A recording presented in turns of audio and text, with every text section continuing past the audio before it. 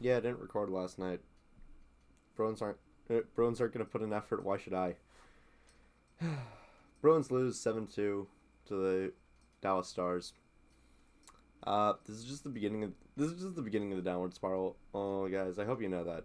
Like, we're all thinking like, oh, we're already on the downward spiral. No, no, no, no, no. This is where it starts. This is where it starts. For one, for a couple big reasons. First of all, like, comment, and subscribe, and welcome back down to the den. And second of all, here's how we know that the downward spiral has already started. Hampus Lindholm is out long term on that shot that he blocked in the game against the Blues. He fractured his kneecap, and he will be out long term.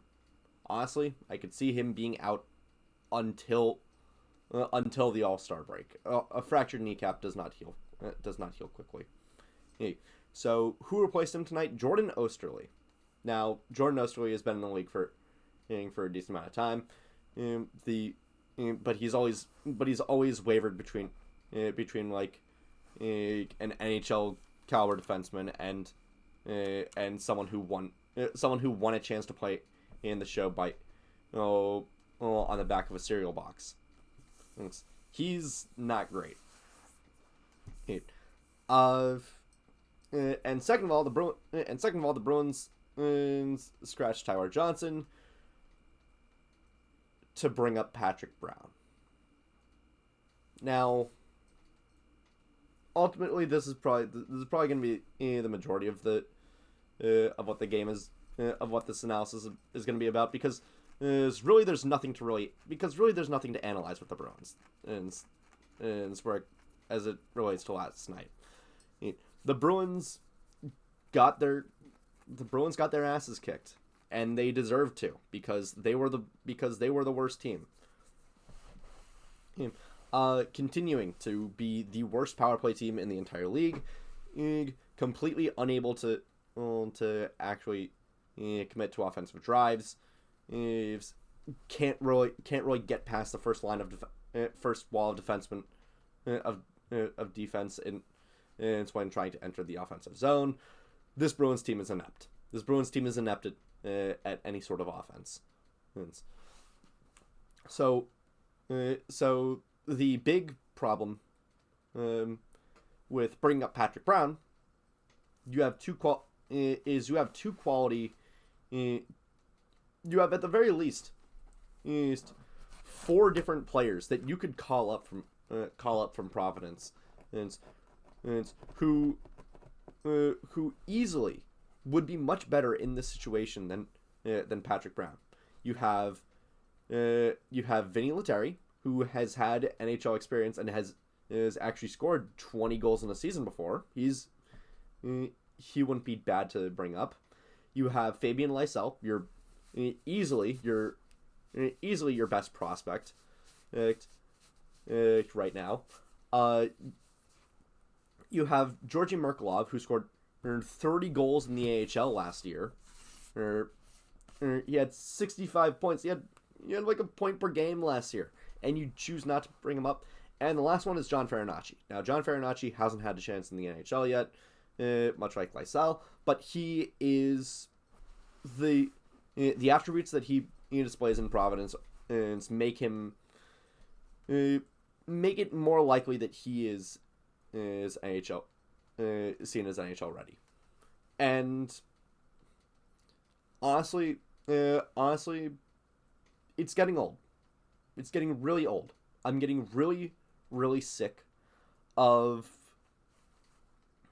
I'm getting really, really sick of seeing Cam Neely and Don Sweeney look at their options, and instead of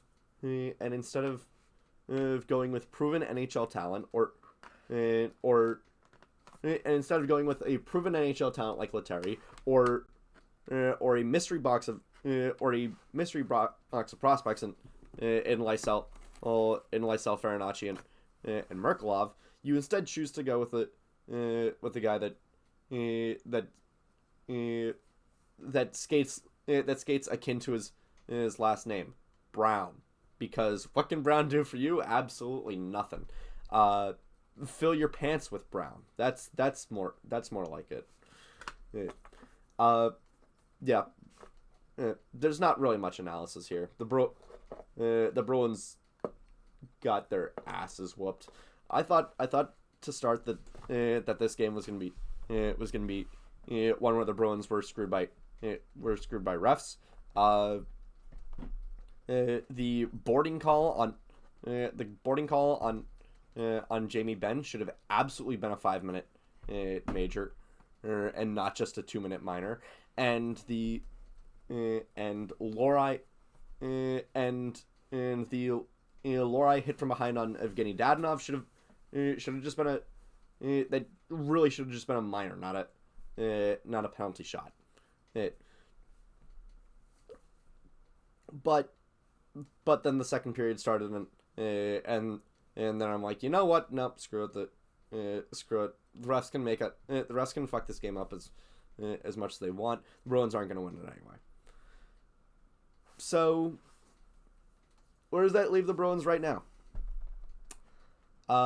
Reeling. Now, at the very least, the Bruins finish this road trip tonight, last night, and are back to a 3-game homestand against the Blues, the Blue Jackets, and the Utah Hockey Club, which ultimately is a pretty weak roster, is a pretty weak schedule. But knowing the Bruins were coming out of this one and with a 1-2 record, I don't know necessarily if I would blow it up. I don't think so. No, some people are going to be reactionary and say the Bruins should blow it up. No, I think, however, the Bruins should absolutely look at what they have in terms of coaching staff. Now, I've seen a lot of people saying Monty should be fired, and Monty absolutely is on the hot seat right now. There's no denying that he is on the hot seat. But I would also like to ask everybody asking for Monty to be fired.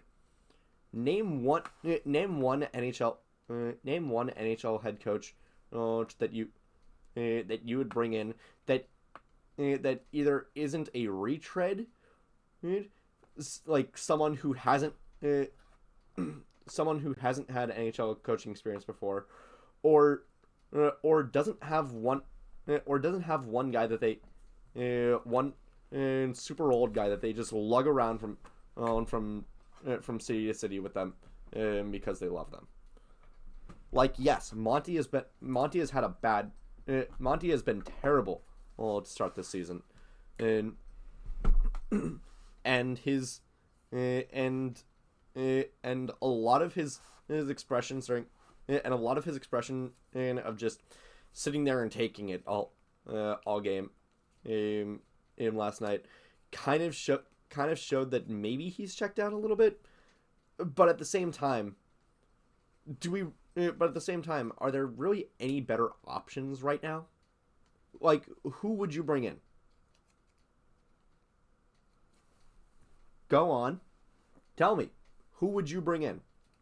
Let me know in the comments. For now, I'll see you guys. For now, I'm going to fall back to sleep, and I'll see you guys on Monday. Take care.